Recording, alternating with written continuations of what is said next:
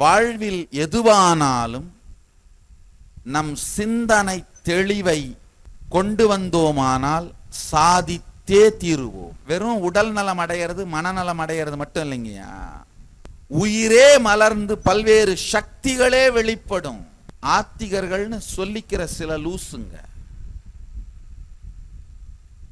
நான் படிச்சு பார்த்துட்டு இருந்தேன், ஏதோ ஒரு கட்டுரை மாதிரி எழுதி, உடல் நலம் மனநலம் பொருளாதாரம் இது மாதிரிலாம் சொல்றது ஆன்மீகம் இல்லை, சிவனை அடைவது மட்டும்தான் ஆன்மீகம், இதெல்லாம் ஆன்மீகம் கிடையாது.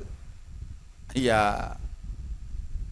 சரி, சிவனை அடைவது உயர்ந்த நிலை, நான் இல்லைன்னு சொல்லலை. இப்போ அதுக்காக உடம்பு சரியில்லாமல் போச்சு, இல்லை வாழ்க்கையில் வேற ஏதாவது பொருளாதார வளம் வேணும், இல்லை உடல் நலம் வேணும் மனநலம் வேணும்னா சிவனை கேட்காம வேற எவனை போய் கேட்கறது? அதுக்கு வேற ஒருத்தங்கிட்டே போக முடியும்? ஞான சம்பந்த பெருமானே படிக்காசு வேணும்னு பெருமானத்தான் கேட்டாரு.